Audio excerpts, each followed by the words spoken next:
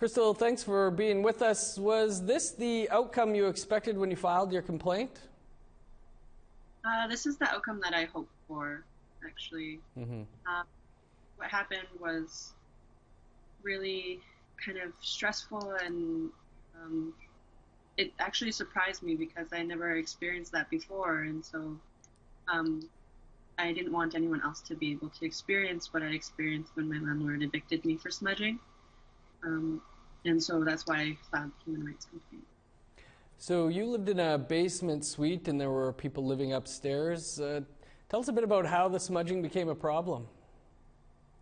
Yeah, so the people that were living upstairs, they did have some asthma problems, but we worked it out. I went and spoke with them, and they said that they would close the vents to their suite so that nothing would happen. And so that worked out fine. And then they later moved out, and my landlord was doing construction up there.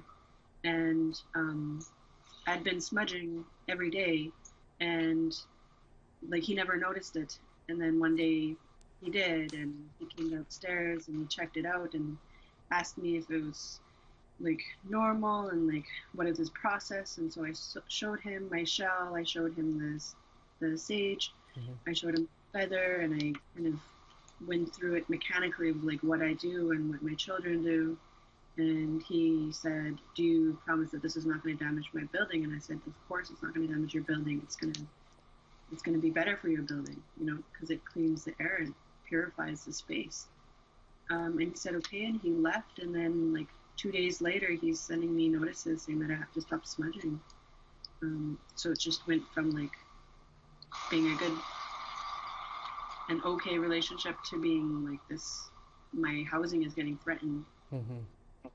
What are you hoping is the message that is sent by this?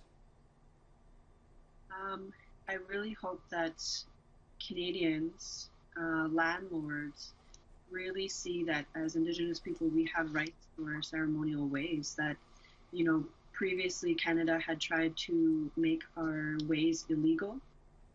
It's throughout the Indian Act, and we're in 2020 now. We are doing the best that we can, trying to make a reciprocal relationship with Canada and Canadians, and they just really need to stop making us bend and making us stop what we're supposed to be doing. Well, Crystal, we'll leave it there, but appreciate you coming on to speak with us about this all. Yes, Gayasika, thank you.